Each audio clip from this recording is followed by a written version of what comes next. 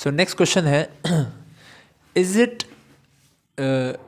Is it a sin to kill a living entity like ant, चीटी, mosquito, cockroach और spider etcetera? क्या ऐसा पाप है कि चीटी को या मच्छर को या कॉकरोच को या मकड़ी को मारें?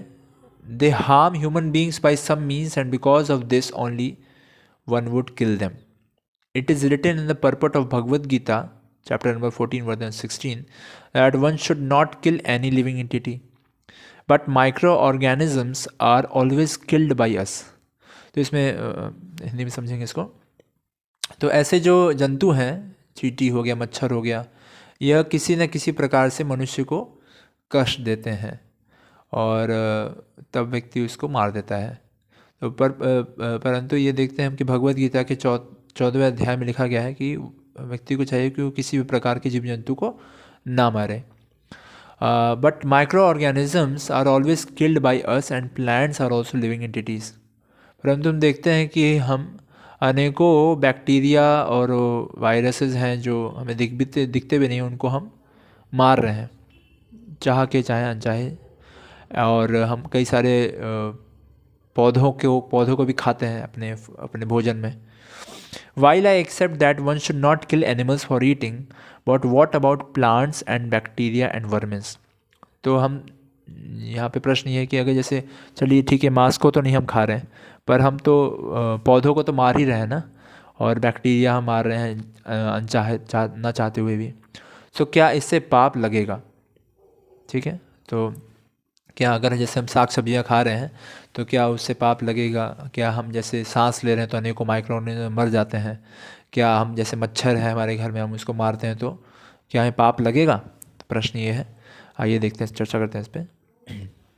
Yes, killing any living entity knowingly और इवन अननोइंगली इन अकर्स सिंफुल एक्शन। ये सत्य है कि किसी भी प्रकार के प्राणी को अगर हम मारते हैं, चाहे जानबूझ करके चाहे अनजाने में, तो उसका पाप लगता है। The supreme lord is a supreme father of all beings and every living entity has a right to live in this world just as we humans do. तो परम पिता भगवान जो हैं वह सभी के पिता हैं और हर एक जीवात्मा को इस संसार में रहने का अधिकार है जिस प्रकार से हमें है। We do not have the right because of being in a superior life form to needlessly take the life of or even cause pain to other living entity। तो हम मनुष्य योनि में हैं तो हमारे पास यद्यपि सुपीरियर हैं, पर हमारा ये अधिकार नहीं है कि बिना किसी कारण के हम ऐसे निम्न योनि में जो पशु हैं या फिर माइक्रो ऑर्गेनिजम्स हैं या फिर मच्छर हैं, उनका हम वध कर दें। Rather, as human beings, we are expected to show compassion to these innocent creatures। परंतु हमें क्या करना चाहिए? एज अ मनुष्य हमें इन सब पे दया दिखानी चाहिए। In fact, Shrimad Bhagavatam describes that it is a duty of a grahastha to protect and maintain even then insects, lizards and other lower life forms as if they were one's own children। Shrimad Bhagavatam में यहाँ तक बताया गया है कि गृहस्थ का कर्तव्य है कि वह इन सब की रक्षा करे, इस प्रकार से रक्षा करे किसकी? सभी प्रकार के इंसेक्ट्स की, है ना, फतिंगे, छिपकलियों की, और जो भी जीव जंतु रहते हैं घर में, उन सब की इस प्रकार से रक्षा करें जिस प्रकार से वो अपने पुत्र की रक्षा करते हैं। अपने पुत्र के जैसे हम अपने पुत्र का व्यवहार करते हैं, वैसे ही उनकी रक्षा करें। What to speak of killing them, तो मारने की बात ही बहुत दूर है ना। श्रीमद् भागवतम के 7वें स्कंद के 14वें अध्याय के 9वें श्लोक में इस प्रकार से आता है, we also hear of great saintly persons taking the trouble to not kill even some insignificant ants crossing their path. और हम ये भी देखते हैं कि महान संत तो रास्ते पे चलती हुई चींटियों को भी नहीं मारते हैं, है ना, कुचलते नहीं हैं। It is the nature of a sadhu to be compassionate or not harm anyone, even if it is meant bearing personal inconvenience। तो ये स्वभाव होता है साधु का कि वह दयावान रहे और किसी को कष्ट ना पहुंचाए, भले ही उसको स्वतः थोड़ा सा कष्ट उठाना पड़े। And if there is an option to get rid of a troublesome living entity without killing, that should be preferred. और अगर ऐसा ऑप्शन है कि ऐसे जो जीवाणु हैं या फिर कीड़े मकोड़े या फतिंगे हैं जिससे जो हमें कष्ट पहुंचा सकते हैं, और अगर हमारे पास ऑप्शन है कि उनको मारे बिना हम बच जाएं, तो वो ऑप्शन हमें चूज़ करना चाहिए। Only when a living entity poses a dangerous threat then they may be killed. परंतु उसी परिस्थिति में ऐसे निम्न प्राणियों को मारना चाहिए जिस परिस्थिति में वो हमारे लिए कोई बहुत बड़ा खतरा रखते हैं, बहुत बड़ा खतरा उत्पन्न करते हैं। फॉर इंस्टेंस, उदाहरण के लिए, scriptures sanction the killing of a snake और स्कॉर्पियन। तो उदाहरण के लिए शास्त्रों में सर्प और स्कॉर्पियन, बिच्छू को मारने का अनुमोदन किया गया है, because these living entities are very envious. क्योंकि ये जो जीव जंतु होते हैं ये बहुत ईर्ष्यालु होते हैं, एंड विल दस B relieved of their sinful bodies. और फिर इस प्रकार से जब उनको मार देंगे तो इस ईर्ष्यालु शरीर से वो मुक्त हो जाएंगे, है ना। पर याद रखिएगा, ये कब है? जब वो बहुत ज़्यादा खतरा हमारे सामने रख रहे हैं, तब मारना है, ऐसे नहीं। As you have indicated, it is impossible for an embodied living entity in the material world to exist without unavoidably inflicting some difficulty upon another embodied living entities. तो ये हम सब जानते हैं कि इस संसार में हम रह रहे हैं और यहाँ पर रहते हुए हम हमेशा कुछ ना कुछ कष्ट तो दूसरे को देंगे, दूसरे प्राणी पे हम कुछ ना कुछ किसी न किसी प्रकार का कष्ट देंगे। Just by one's very existence, one kills many microorganisms even while harmlessly walking or just by breathing.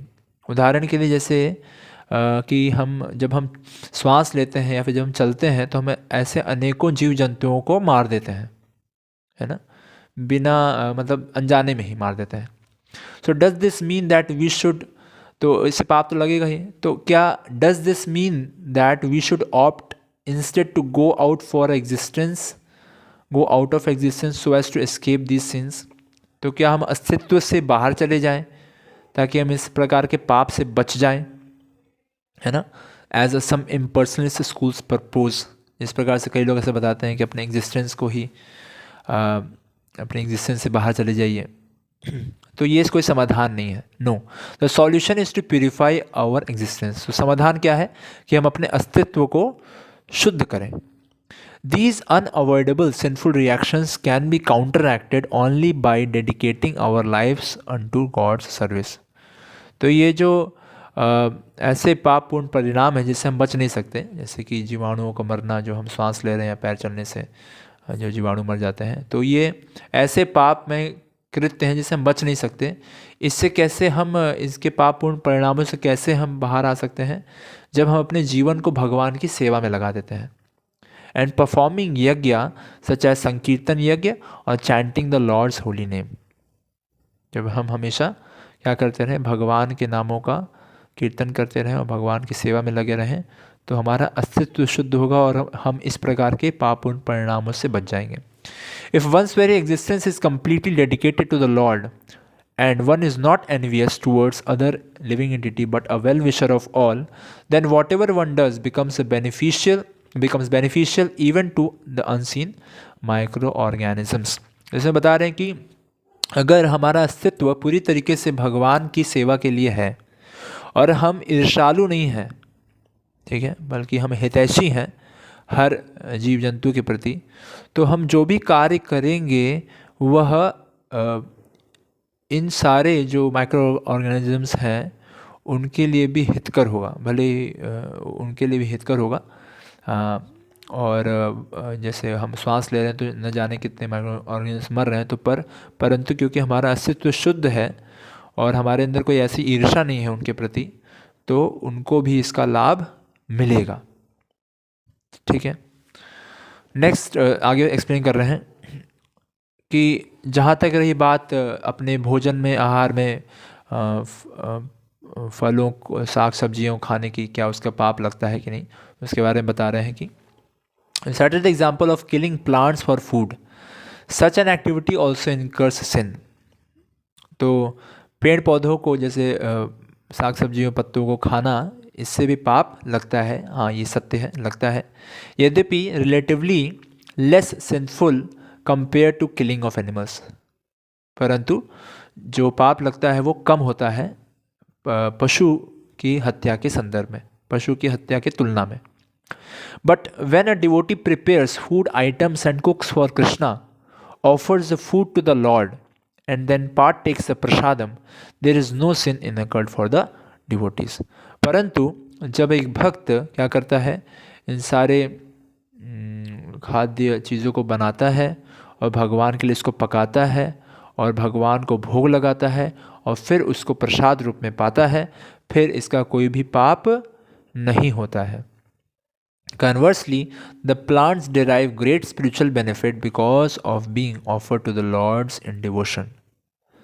तो क्योंकि उल्टा क्या होता है, पाप तो लगता नहीं, उल्टा ये जो पौधे होते हैं, पेड़ पौधे होते हैं, जिनको हमने काट करके भगवान की सेवा के लिए भोग बनाया और उनको भगवान को भोग चढ़ाया, वो क्या होगा, are thus promoted to higher forms of life, है ना, thus promoted to higher forms of life. फिर उनको क्या होगा, अगला जीवन उनका अच्छी योनि में हो जाएंगे ऐसे पेड़ पौधे। Than would have been the case had natural death taken place instead. तो अगर सिर्फ पेड़ पौधे जो उनका नेचुरल सीक्वेंस है, मतलब कि पेड़ पौधे अपनी पूरी आयु जिए फिर मरे फिर अगली योनि में जाएंगे, तो उसकी तुलना में अगर उनको भोग लगा करके भगवान का सेवा में उपयोग किया जा रहा है तो उनकी ज़्यादा जल्दी प्रगति होगी, उनको अच्छी योनियाँ प्राप्त होंगी अगले जीवन में। तो इसीलिए भगवान को भोग लगा करके खाने में कोई दोष नहीं लगता है। ठीक है, हमने इस प्रकार समझा कि हम जो आहार खा रहे हैं, सात्विक आहार, वो इसलिए वो पापों से मुक्त है क्योंकि हम उसको भोग लगा रहे हैं। अगर हम उसको भोग ना लगाएं तब उसमें भी हमें पाप लगता है ना। सात्विक आहार में भी पाप होता है। अगर हम सिर्फ साग सब्जी और फल फूल को खा रहे हैं बिना भोग लगाए तो उसमें भी हमें पाप लगता है।